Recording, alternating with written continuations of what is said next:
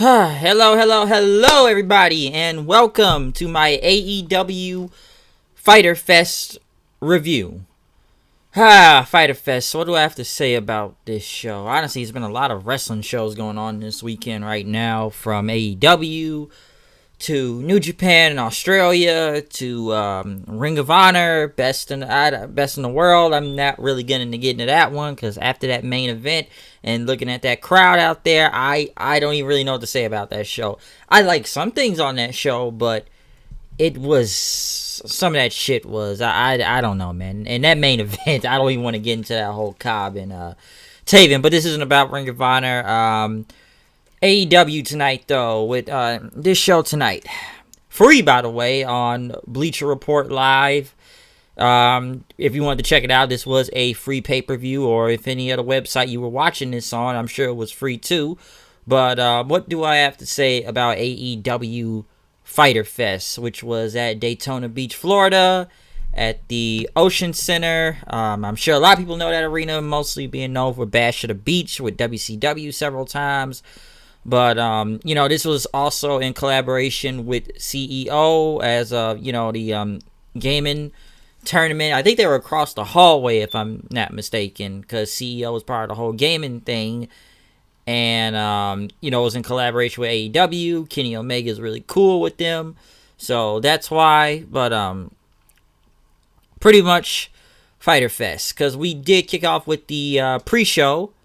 On commentary was Golden Boy and Excalibur. I don't know who Golden Boy is, but pretty much as this match began, as this pre-show began, we kicked it off with Private Party, Mark Quinn and Isaiah Cassidy versus SCU, Scorpio Sky and Frank Kazarian versus the Best Friends of Trent Beretta and Chuck Taylor in a three-way match, and whoever wins this match would get a shot or in the tournament, the first round shot in the tournament for the AEW Tag Team Championships. This was a good pre-show match, because I'm going to get into the whole pre-show, but this was enjoyable. I've never seen Private Party wrestle before, but I will say they did impress me, though. Okay, I will say that. I've heard some names that I've heard, some people talk good about them, but like I said, I've never seen them wrestle till now, and I was impressed. I like what I saw. These guys they were going in, man. These motherfuckers was like, this shit. It was at one point what they did Doomsday Device, and Cassidy did a fucking backflip, because it just kind of he hit his head a little, but he just kind of landed. Like I said, he landed on his feet. He hit a big clothesline on I think it was Kazarian in the ring, if I'm not mistaken. But Private Party, they ended up pretty much in a double team move. I think it was their finish. I'm not sure it was their finisher in that. Also to win, but the Best Friends pretty much came back and they did the, what's it called, the Storm Zero, or the double stop, or into the dude. It was like a double stop into the Dude Buster thing that Beretta does on Cassie there, getting the win. Pretty much, 16 minutes they had out there, so they will get a tag earn match at I think it's gonna be All Out now. So the Best Friends will be moving on. Pretty much then they had we can't call them the Super Smash Brothers for obvious reasons, but the Dark Order appeared on the screen. Talking about the Best Friends are going to be there first, and as the lights went out, those mask guys showed up, the Minions, lights went out again, and then nobody was there, and they were gone. So I enjoyed this tag team match, and the crowd was into it too. So very good way to kick off the pre-show. But then that was the only good part of the pre-show then, in my opinion. Other than the vignettes from the Bucks and Kenny, they had Leva Bates come out. The librarian Leva Bates and Peter Avalon pretty much, knocking down the mannequins and talking about the crowd. You all can't read, telling you to shush. She ended up going against Allie, which they showed Brandy watching from the back. I think was supposed to go against Allie at Fight for the Fallen, if I'm not mistaken. Listen, I don't have much to say about this match. I didn't really give a shit that much. It was okay, but it didn't look like the crowd wasn't really into it. I don't know, man. It was just a lot of pushing, shoving back and forth, and Brandy watching the match itself. The whole librarian gimmick thing, I know they played this a lot in the being the elite and stuff, but I don't know if the crowd is really into it like that right now. So I'm not sure. And yeah, Allie, I don't even remember the last time I saw Allie wrestle other than on Impact. So I don't know, man. It wasn't much to say about this match, really. Okay, so something about that was kind of I don't know, man. This match just wasn't really that good. It just wasn't. I didn't like it. Okay, it just wasn't good. And, I know they showed Omega walking around a drum set for a band, but then we get into this bullshit that came in next. Michael Nakazawa versus Alex Jabali, which I believe he is like the president or owner of CEO of the whole gaming thing, in some hardcore match. And I remember this match too for a reason.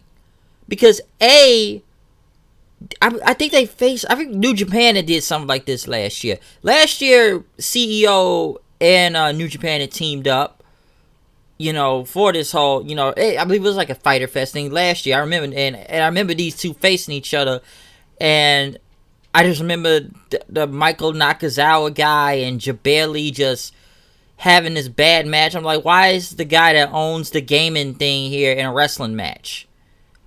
And I'm sorry, this shit was kind of terrible if you ask me.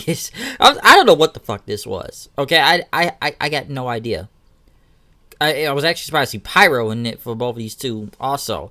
But Nakazawa took a microphone and talked about Jabali's leg, which he said was the left one.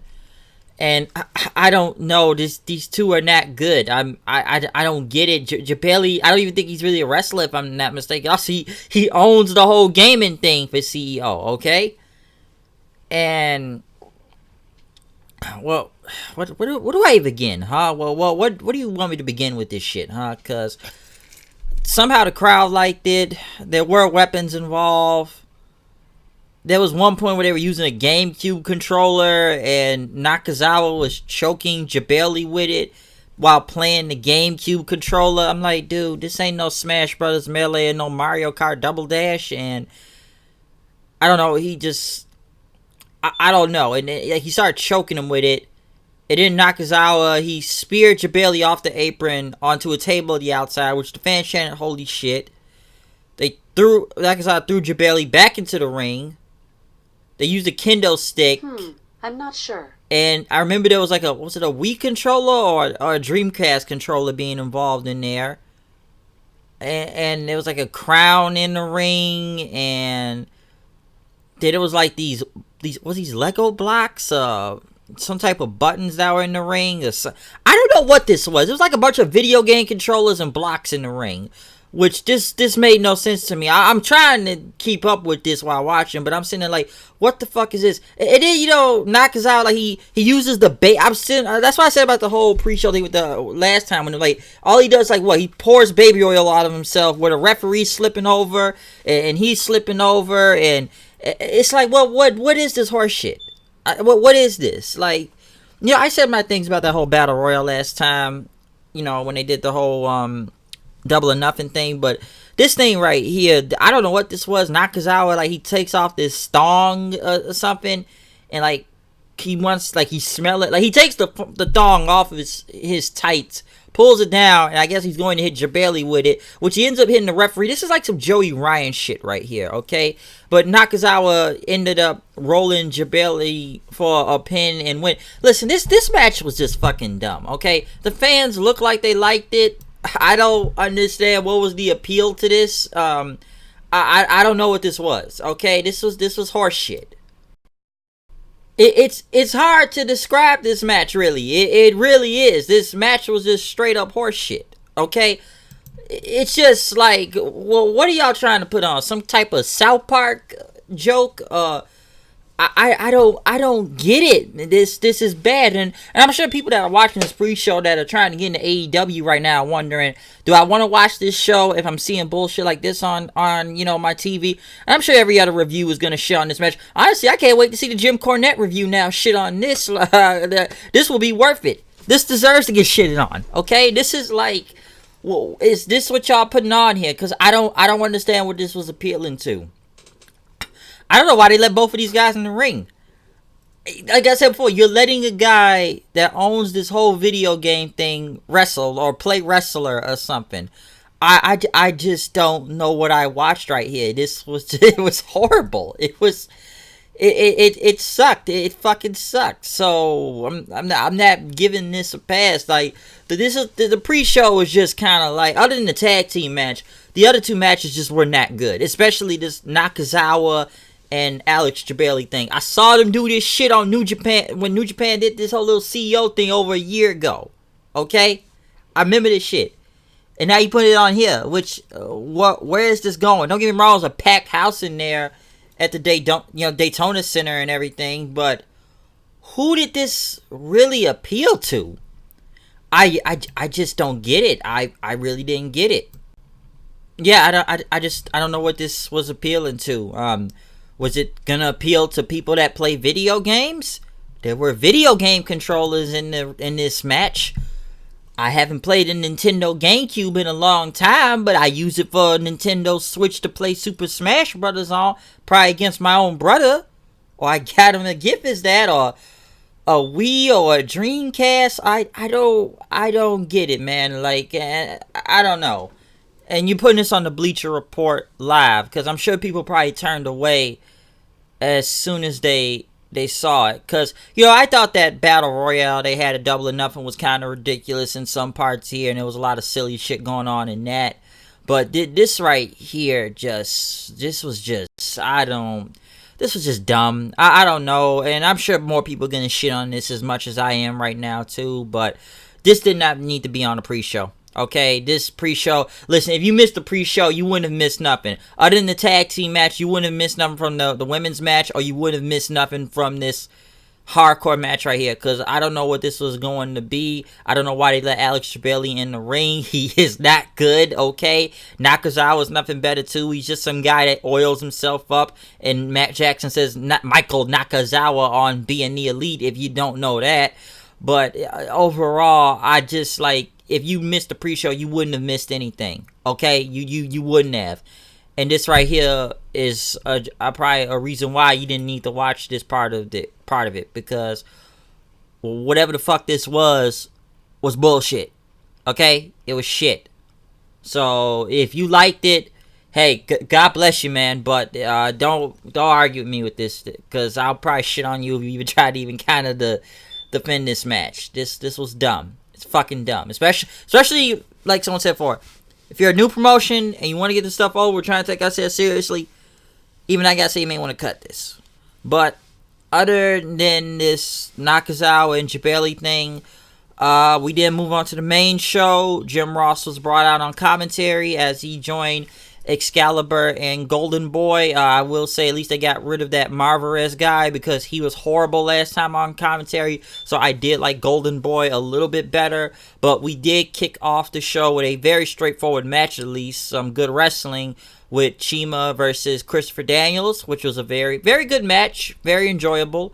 I understand why Chima won. Was pretty much you got to put Chima over, because he is going to be facing. Somebody, my friend reminded me that he's facing Kenny Omega at the Fight for the Fallen show in the next 2 weeks. So he's got to look strong. He pretty much beat Christopher Daniels with a double knee press from the top rope for a clean win. So straightforward, to the point. I enjoyed the match. Next, Yuka Sakazaki versus Rio versus Nyla Rose in a 3-way match. I did like this match. I will say this. This was good. I will say this. Was it a very good match? Yes, it was. Very fun, kind of fun spot fest. I would say spot fest, but it was a fun match. Yes. Do I think that all three did good? Yeah, I enjoyed it. It was really good. It was something. How can I say this? I'm trying to get all the words right here. It was enjoyable. I think Sakazaki and Rio were kind of like the main stars of the match, in my opinion. Because I thought they were probably like the best workers out of this whole thing. Because my problem with this match was Nyla Rose. And don't get me wrong, she did some, like, other than the spot she did off the the ropes onto Rio, kind of like doing like a big leg drop at one point, which was pretty cool. I will say that. pretty much jumped from far to the ring, and like it was like a flying knee. That was good. And when she kind of picked both of them up as they had that crossbody thing going on, and slammed to the ground, that was good. But most of the time she was getting her ass kicked throughout the entire match. Sakazaki, a lot of top rope stuff from her, especially jumping off the ropes. There were a lot of head scissors, Hurricane Ranas in this match, I will say too, which looked a little bit sloppy, especially the one Sakazaki did on Nyla Rose on ringside. It just looked it looked pretty sloppy on there. And I remember Rio hitting a 619 on Rose, and Sakazaki dropped a dime. And it almost felt like a 2-on-1 match to me at one point, okay? Because it ended up with Nyla Rose hitting a big power bomb on Sakazaki, and pretty much Rio broke it up. And pretty much Rio hit a running kick on Rose. Rose tried to pretty much set up for a move, but Rio pretty much ended up rolling up for the win. Nyla Rose attacked Rio then. Sakazaki tried to help her up, but Rio pushed her away. Now, I will say this. If you're trying to build Nyla Rose up to be this big monster and everything, I don't think she should be taking pinfalls. Honestly, I thought she was getting her ass kicked throughout the whole damn match, if you ask me. That's what I thought. Because, I'm trying to get into the whole Nyla Rose thing, but I don't think she's that good, really. Like, I'm sorry, because even I said that back at Double or Nothing. I'm not going to get into the whole, whatever transgender shit that people been talking about online and everything, because, I don't know, because a lot of people complaining that, they had Jim Ross say, make sure she was a woman. They had to make sure that, because I'm not going to get to the whole, okay, she was a dude, cut your dick off, and, technically you're a woman now because you couldn't cut as a dude, because that's what several people told me before. I'm not going to get into that situation. You can go listen to my Double or Nothing review. I already said what I had to say about that, because even I have my differences on that whole thing, but I'm not going to get into the whole, you cut your dick off, so now you want to say a woman thing, because I had several people coming and say that, because I didn't even know until it was brought up to me. But other than the match itself, I thought Sakazaki and Rio were I thought they were the workhorses over the match, in my opinion. Like I said, I thought Nyla Rose did 2 or 3 big spots in the match, but I thought she was getting her ass kicked through the whole thing. Okay, that's what I thought. The match was good. I thought it was enjoyable and everything, so I didn't mind Rio going over. So it was pretty good. I will say that. Now with her Nyla Rose attacking her after, I don't expect these two to be done. So we'll see what happens with that then, if it's another match with them. But right now I'm not sure about Nyla Rose right now, because I just don't think if you're gonna have the big monster, you shouldn't have her just getting beat throughout most of the entire match and then losing. You might as well just brought Kong in and destroy everybody if that was going to be the case. Next was a Fatal 4-Way. Hangman Page, Jungle Boy with Luchasaurus out there, Jimmy Havoc, and MJF. Kip Sabian was on the broadcast team. Pretty much MJF was on the mic first. As Ross said, he's like Paul Heyman. Let me say this, number one. Like I said before, MJF is going to be a big star in this company. I said this in the Double or Nothing review, okay? He is a fucking savage on the microphone. That is probably one of the only people in the wrestling right now that is drawing heat and getting booed for it and not cheered. He is a fucking savage, and I love it, okay? He is like probably one of the best true heels probably in wrestling right now, or just in this company in general. Because when he said that to the fans that, this whole gaming thing, that I've talked to the fans that live in their mother's basement, where their mother who lives in the basement, they live in the basement, and that she swallows. I started laughing hard as hell when he said that shit. That was great. And then he pretty much wanted to say, you all You guys want your opinions and stuff, but how about if I want to see opinion, I can just turn to TLC and watch, my 600-pound life. I'm like, God damn, he was going in. And he says, I love video games too until I lost my virginity. And what's so great about it is that they turn the camera to one of the fans' face, and they look like they're legitimately pissed off about it because they probably know that shit's true and they don't get no pussy. So there you go. And he's drawing great heat out there. He makes you want to hate him. Okay? That's like basic heel shit 101. He's great. Okay? He's great on the microphone. MJF is a fucking savage. I can't say that enough. That was probably one of my favorite things throughout the night was him. He was just fun to listen to. And that's the point being heel. He legitimately pissed off people. He got people to boo him, not cheer him. Okay? So, good shit by MJF. As for the match itself, I did enjoy this match. Good Fatal 4-Way. Jungle Boy, who did a freaking damn near moonsault looking like a reverse 630 on everybody to the outside. Look crazy out there, okay? Jimmy Havoc, who I think the guy looks like a meth. He looks like a guy on meth to me for some reason. I know some people say he looks like Vampiro or reminds him of Vampiro, but he's either that or he just looks like a meth head for some reason. He looks like a guy that just walked in here that just took some meth. Overall, I did like when MJF had put the sharpshooter in on Paige trying to imitate Bret Hart. But Paige was able to get to the ropes. Well, Paige got into a clover leaf, which MJF got the ropes in. Jungle Boy doing a freaking springboard on to the top rope. Not top rope, but a springboard from the ropes onto MJF. I did like when they did the pretty much Tower Doom suplex, which, they crashed into MJF, knocking him down in, which was pretty cool. MJF hit a Death Valley driver on the Jungle Boy into Luchasaurus to the outside of the ring. Pretty much he was going after Jimmy Havoc then, but Havoc pretty much flipped him off. Paige hit a buckshot lariat on Havoc then, which MJF had got out of the way, ducking. Pretty much Havoc took the move. MJF tried to take Paige out, but Paige pretty much threw him out of the ring. He hit the rite of passage on Jimmy Havoc, winning the match. So, good Fatal 4-Way. The right man won, especially if we're building Hangman Page into All Out when he faces Chris Jericho for the AEW Championship. We have to make him look strong. I wouldn't be surprised if, especially, Hangman there does win the belt, and probably we're going to get a big feud with him and MJF. I don't know if Hangman will win the title or not. I don't know. Jericho could win for all I know too. But MJF, they're going to keep him, especially in a big feud with Hangman for the AEW Championship, if that's happening. I'm just going by, I'm just kind of predicting it right now if it's going to happen. But I did like that though. So, yes, pretty good stuff. And, I kind of expect that to happen. So the right guy went over. They then went to a video package with Cody Rhodes and Darby Allin. I will say they have some good production going on tonight too. Really good. Some good video packages here and there.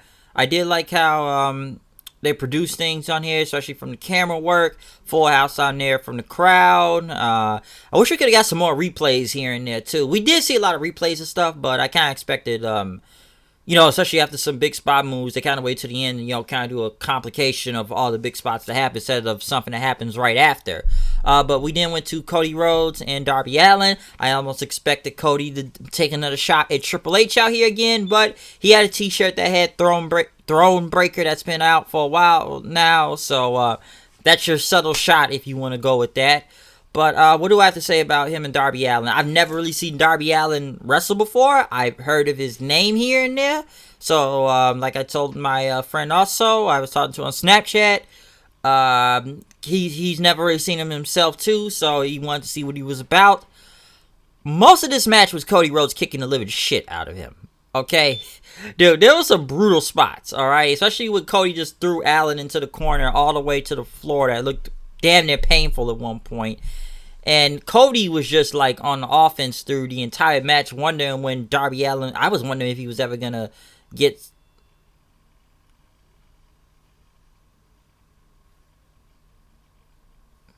Sorry about that. I thought I heard something. Which I was wondering if he was ever gonna get some type of offense on him, because I'm like, wow, he is getting his ass kicked throughout the entire match. Yeah, seriously, he was just getting his ass kicked throughout the entire match, though, I will say.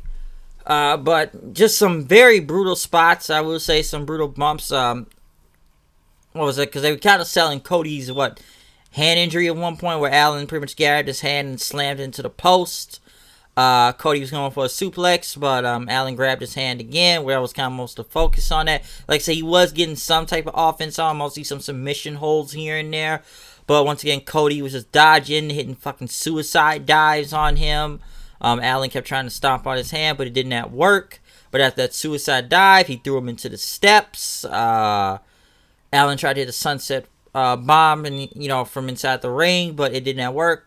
Cody caught him again, hit him with a superplex. Hit him with a superplex, which looked pretty crazy. One thing, when they got to the apron, and this was a brutal spot.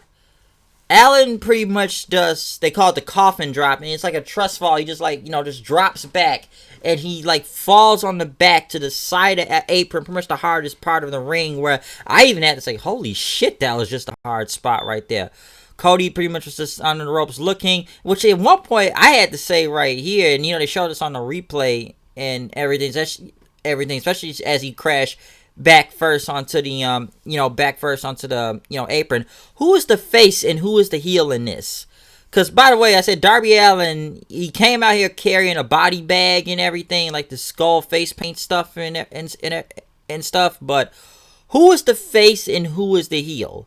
But as someone had to point out to me, apparently there are no faces and heels, and I believe Cody has said that before. I'm still not with this whole there's no faces and heels thing. I'm still, people go with it's whoever you want them to be. It's like WWE does that shit too. Because I remember Vince and Triple H saying that. There's always been faces and heels, so I'm not really going to get into the argument right now about that, but I'm just not still in this whole there's no such thing as faces and heels, so that still doesn't make a lot of sense to me. But Cody then pretty much took the body bag Darby Allin brought out. He put Darby Allin in the body bag, zipped it up, hit the beautiful disaster kick on him, pretty much took the bag off of him and, pinned him, but he kicked out. Cody pretty much took his, weight training belt, start whipping the hell out of Allin a couple times. The referee told him to stop, but he didn't disqualify him, even though he used a weapon. Allin pretty much, Cody tried to go for a crossroads, but Allin pretty much tried to do his own thing, hitting a cutter, dodging it. Cody did hit the crossroads, but since this was a 20-minute time limit, it pretty much expired with a draw. I actually thought Cody was really about to win the match in general, personally, okay? That's what I kind of thought, because he was pretty much kicking his ass throughout it. Now, do I expect this to be another match at All Out? Probably, but let's get into the part what happened after the match that people have been talking about all night, which there's been a lot of positive and negative. Well, I shouldn't even say positive, but it's been like a lot of people that are with this whole thing, but then there was a lot of people that were against it, to what I've read online, because there was a let them fight chant that happened, but next thing you know, Sean Spears, I was just about to say Ty Dillinger again, or calling the 10 guy as usual, came in the ring, took a chair, waxed Cody on the top slot, on the side of his head. Just, you don't see a lot of chair shots to the head. Next thing you know, the man is just, the side of his head is just bleeding. And this was an unprotected chair shot too, okay? You don't see a lot of chair shots to the head nowadays, okay? In the Attitude Era, or 90s, or early 2000s, you'd see shit like that. But nowadays, you do not see chair shots to the head. Especially unprotected ones. Because Cody did not put his hands up when this chair shot happened. He just took it to his head, and there was just blood just gushing out of it, which I heard he had 12 staples, to what I've been hearing tonight. But, MJF came out, and Spears just kind of jumped through the ring. So I guess he's supposed to be like a big heel now, Spears, or the 10 guy, or whatever you want to call him. He's making a name for himself, so I wouldn't be surprised if it was a match between him and Cody at All Out. But, as officials and SCU came out to check on him and everything, him and Brandy ended up walking to the back then. But, there's been a lot of debates over this whole unprotected chair shot thing, because why would they do stuff like that, especially with head injuries and, people coming. I've seen people going to Tony Khan all night because this guy has worked in the NFL. His family owns the Jacksonville Jaguars. So they ought to know about head injuries and CTE when it comes to football players and stuff. And I know there's always been debate in wrestling about, shots to the head and things, and that shouldn't really happen, especially in this day and age. Might I remind you, there is an unsanctioned match later on in this show. So, I know people saying that, or come on, have you not watched The Rock versus Mankind in a damn, what was it, a fucking last man standing match where The Rock beat the living fuck out of Mick Foley with a chair shot to the head so many times, which I thought he was going to be dead at that point, and his whole brain was scrambled. So it's been debatable. It's really been debatable all night, especially should that need to happen. Did they need to do the spot? Because it looked like it kind of sucked the air out of the crowd, because the crowd looked like they were legitimately concerned about Cody Rhodes when he was hit in the head. And it was a scary spot, don't get me wrong. That was just because like I said, you do not see any of this shit nowadays. You don't see a lot of unprotected chair shots to the head. You just don't, because like I said, you just don't want that type of heat, or you just don't want those type of injuries happening. And I'm sure Cody Rhodes is okay. I like I said, I don't know that much given what I know right now, and I believe, like I said, 12 staples, but he was able to walk out on his own feet. So I'm assuming he's good after that. But just other than that, I'm sure it's probably gonna be a rematch between Cody and Allen, or maybe Spears is now gonna Sean Spears, or maybe be a triple threat for all I know. I don't know. It could be an all out, could be a fight for the fallen. I don't know, but we'll just have to see what happens after that. But other than the whole chair shot, it was just a scary spot. Okay, it was I don't know, man. You don't see shit like this nowadays, and I know people said. I've been hearing people say, they should stop complaining. We've done this before, but it's a new day and age and everything. So you just don't see stuff like this nowadays. You really don't. Okay, so I'm sure a lot of people are gonna have a lot to say about this whole, chair shot to Cody Rhodes' head and all the blood just gushing out of it, because it was a lot of blood. Okay, that was something I didn't expect, because you just don't see shit like that nowadays. I haven't really seen shit like that since either the early thousands or the Attitude Era. So I don't know, man. You debate on that. You tell me what you think about the whole chair shot to Cody Rhodes' head, and just being an unprotected chair shot. Next on the card, though, which I actually thought this was going to be the main event.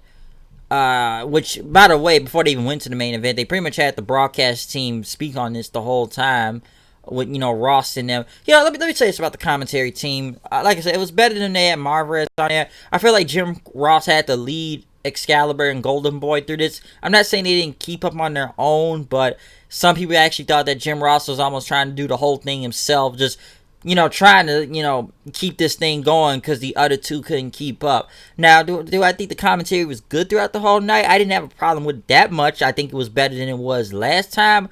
Did we get, insane Jim Ross, going crazy out there? To an extent, I will say I thought JR was good on commentary, even Excalibur and Golden Boy, but there were some points where they were just kind of talking about other stuff and not the match itself, I thought. So it wasn't bad or anything. I thought it was better than what they did at Double or Nothing, okay? But I thought the commentary was pretty good throughout the entire night. Next, The Elite, Kenny Omega and the Young Bucks versus the Lucha Brothers and Laredo Kid. Back on TV again, I see. I saw him on Impact last night. Now I see him on Fyter Fest tonight. The Lucha Brothers, like I said, I believe they regained the AAA Tag Team Championships, if you haven't looked at being the Elite. They came out, and then it was Street Fighter that came out. Ken, Ryu, and Akuma, which at first the Young Bucks had, like I said, they were Ken and Ryu out there, but it was like this random guy that came up kind of doing Kenny's machine gun, or just gun pose and stuff. Then the lights went out. Next thing you know, it was Kenny with like red hair and like the Akuma symbol on his back. If you have not played Street Fighter, you need to go look that up. Because that's what I thought it was. It's Street Fighter. It was freaking Street Fighter out there. And I actually thought it was some cool gear, alright? I like the Street Fighter gear. It was pretty fun to see. Kenny Omega is a big video game fan. So I did like what he came up for this. With, all three of them being big Street Fighter characters out there. It was fun to see. What do I have to say about this match? I thought this was probably one of the best matches of the night. It was a fucking super spot fest. This was like crazy. Dude, there was so many moves in this damn ring. I don't even know what to even begin. These guys were just going all over the place, okay? Just everything. From, holy shit, when Matt did a damn Canadian Destroyer on Pentagon and then going back off the ropes with a freaking spear in.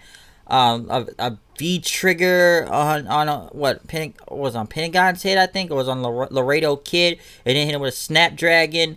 Pentagon catapulting Phoenix over the top rope on Omega, which just looked insane. Okay, then everybody's hitting super kicks on each other at one point, and this is a crazy spot that happened because everybody got up and pretty much, I guess they were about to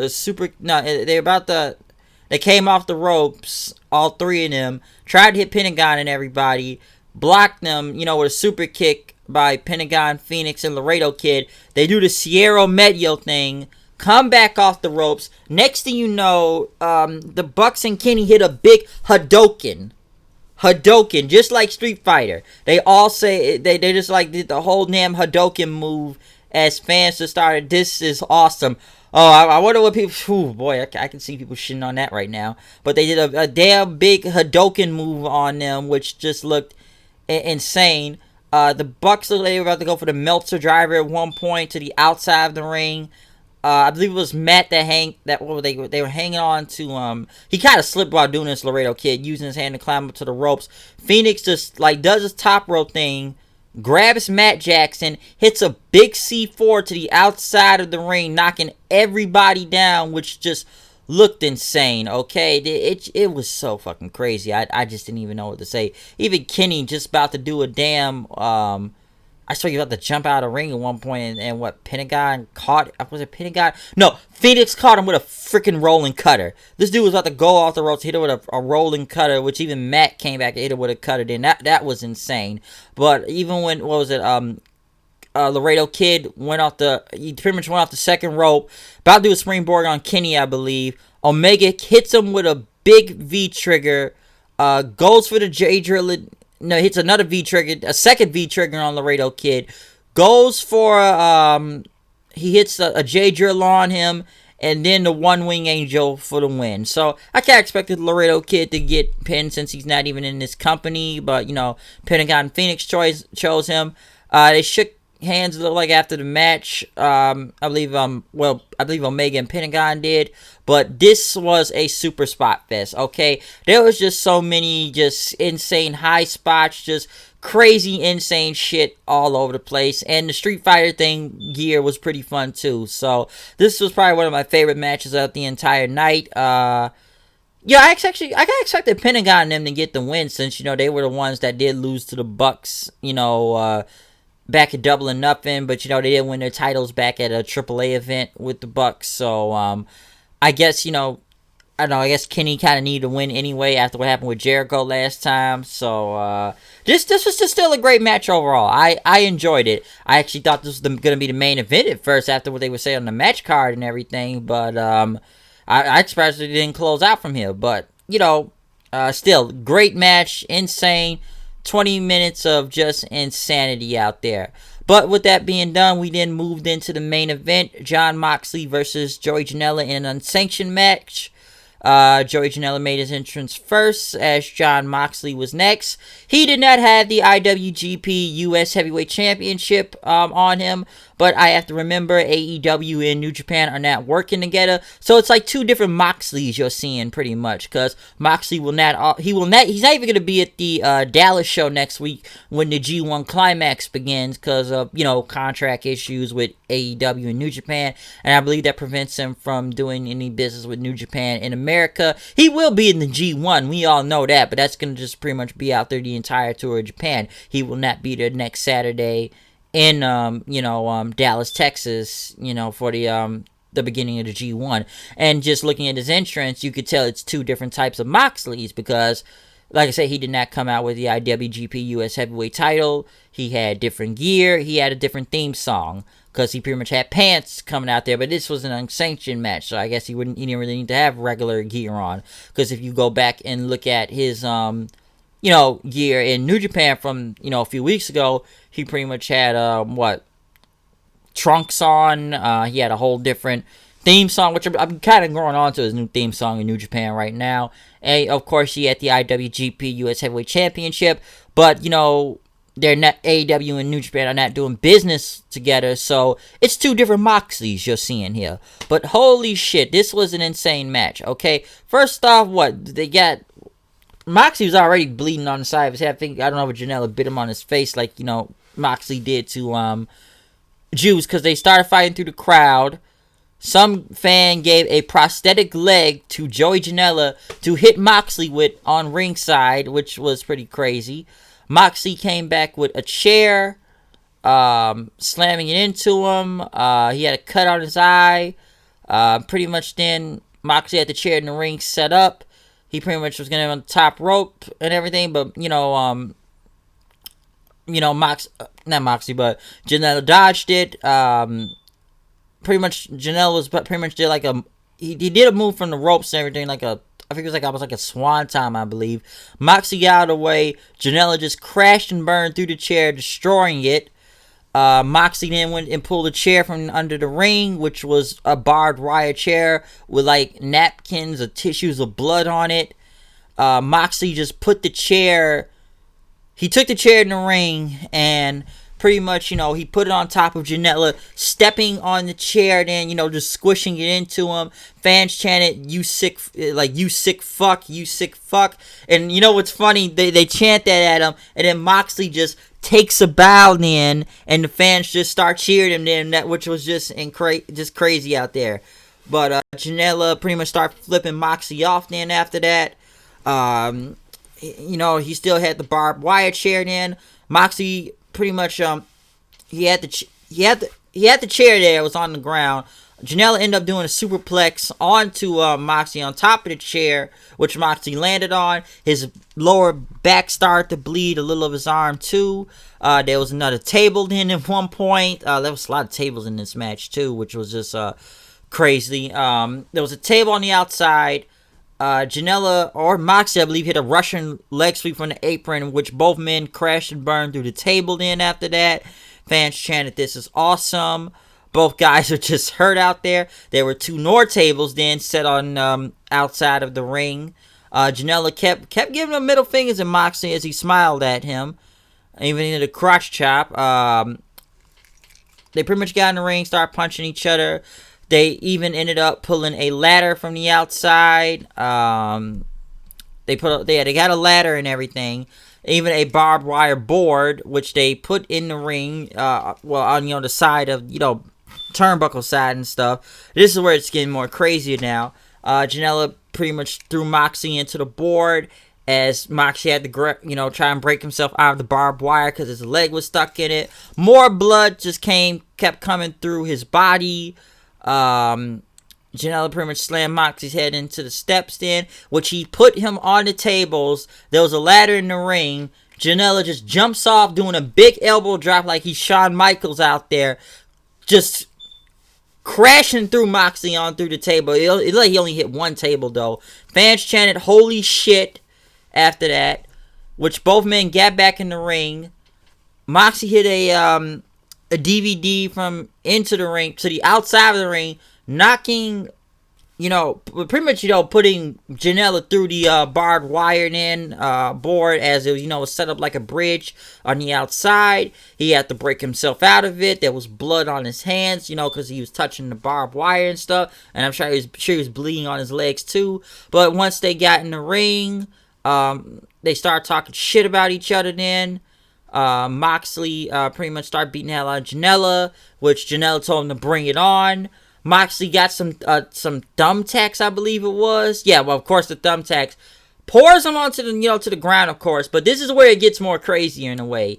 He takes off Joey Janela's shoes or his boots or whatever, even his socks too, and is pretty much about to do like a big acid drop. Was it acid drop or not back body drop, but it was an acid drop, to land on his feet onto the tacks, which Janela had dodged at one point, making sure he didn't get hit, which he, fought himself out of there. But Moxley pretty much, ended up slamming him onto the thumbtacks then, which just looked freaking crazy. And then he still dropped him on his feet, where you could just see the blood all over his thing. The tacks just stuck in Janela's foot as he's trying to pick them out of there. And, once he did that, Janela just started screaming in pain as fans chanted, "You sick fuck." Janela pretty much, he just flipped him off again. But Moxley pretty much ended up, he poured some more tacks onto the ground then. Start kicking Janela. Next thing you know, he hits, I can't say dirty deeds, so, I want to call it the Death Rider like they did in New Japan, but like I said, it's two different things going on. I was going to call it Death Rider, but he hits the double underhook DDT onto Janela, head first into the tacks. You just see tacks all over both men's body, just, tacks all over Moxley's back and everything. And stuff, just blood everywhere. Did I think this match was insane? Yes, it was. Do I think it could have got a little bit more crazier? Yes. It was still crazy. This was a very brutal, very grueling match, very insane. And doesn't WWE have a pay-per-view called Extreme Rules in the next few weeks? I think they may need to do their homework if I were them, because this was some gritty shit right here, okay? This was some hardcore shit, alright? These guys were beating the hell out of each other. Would have gotten crazier, yes, but this was still crazier in general, and it was still enjoyable. So, this match still had a lot of insanity to it, okay? Lots and lots of insanity. But as soon as the match was over, next thing you know, Kenny Omega just starts charging to the ring, hitting a big-ass V-trigger on Jon Moxley. Even, putting him through the table that was on the outside, put another table on top of him, does the double stomp on Moxley after that. After that, pretty much, picking up Moxley, throwing him to a band, which I guess Kenny was supposed to have a band there or something, since they have a band set up, throwing his head into, to the drums as, Kenny started beating the drums, then taking the drumsticks, kind of beating on it, and then beating on Moxley with it at one point. He started playing the guitar a little, and then I thought it was a weak-ass shot with the guitar onto Moxley's back. I was about to say El Kabong or anything.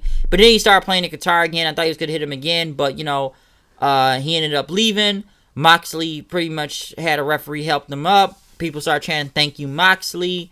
But as Moxley pushed the referee away, Omega pretty much ran back out there with a trash can, beating the hell out of Moxley with it, hitting the whole, DDT finisher thing, just like Moxley's, onto the trash can. As Kenny walked away, Moxley pretty much started smiling then and laughing as the show pretty much cut out and stuff. So Kenny, of course, had to get his payback because we are building into their big match at Double or Nothing, when it's going to be Jon Moxley versus Kenny Omega. So this gives you, more preview, more build into that match on the 31st of August. So overall, this show, I enjoyed this show. This was a very good show. Do I think it was better than Double or Nothing? Nah, I wouldn't say that, but I did enjoy this. I enjoyed the unsanctioned match with Janela.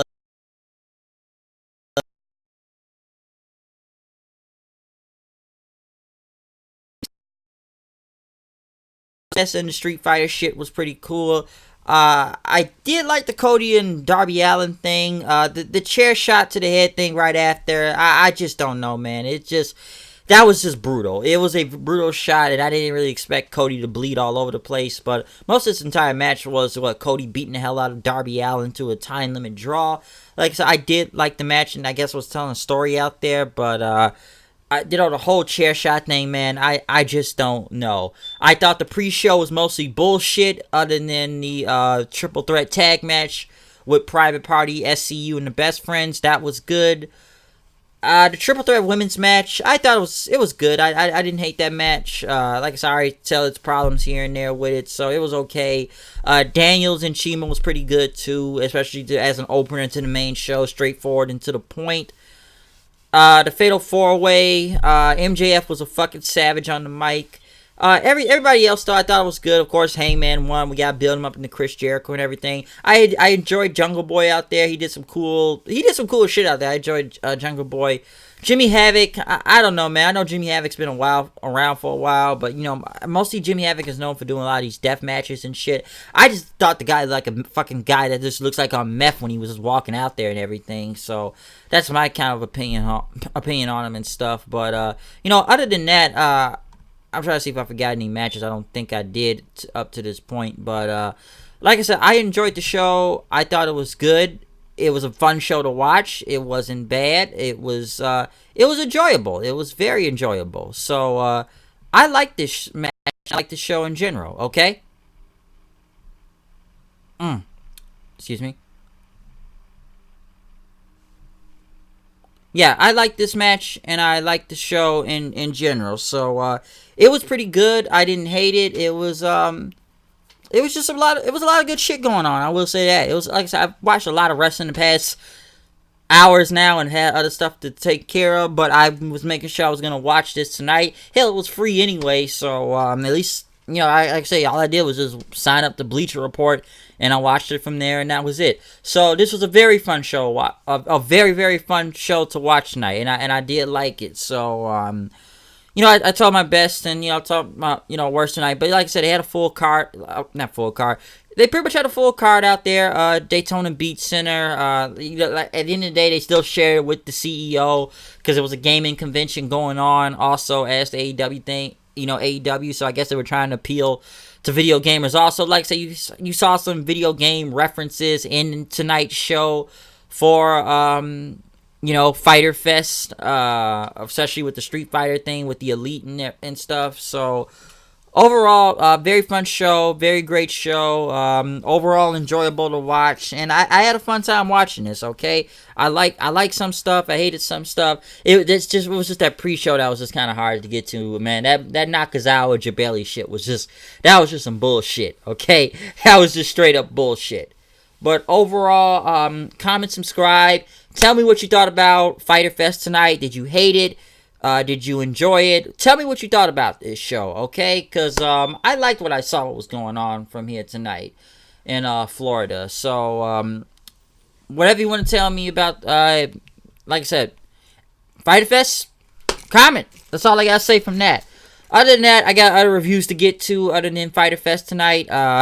I still got to do an Impact review. I don't think I'm going to do a Ring of Honor Best in the World review after what I saw what happened. But we still got some bigger shows next week. Other than this weekend with big shows, we still got some other big shows next weekend. Of course, next Saturday will be the beginning of the G1 in Dallas, Texas. I'm going to watch that on Access TV, and I will have a review for that. And then the next night on Sunday, Slamversary will be live. I will make sure I will do a review on that. Now, I will say for the G1, no, because I may talk a little bit about this next week. Other than doing a review for the first, official round in Dallas, will I be doing more just the entire tournament? Am I going to do an entire tournament review, of the G1? Not really, because there are so many days to keep. Don't get me wrong, I watched the whole G1 last year, every match, both blocks, but I'm not going to sit here and do a review on every match that happens from there, because it's some of these days are spaced out. It could be one this day, it could be one next day, it could be one tomorrow, there could be one in the next 2 or 3 days, there'll be days off from this. I would probably do the finals of it, or maybe to the top, who's ever in the final, whatever, but I'm not going to get every match that happens through there, because, it's just, I'm not going to keep up with that. But I'll probably have more to speak on that next week, though. But I'm going to roll. I'm out of here. I'll see you guys later. Peace out. comment, subscribe, check out my other reviews. Out.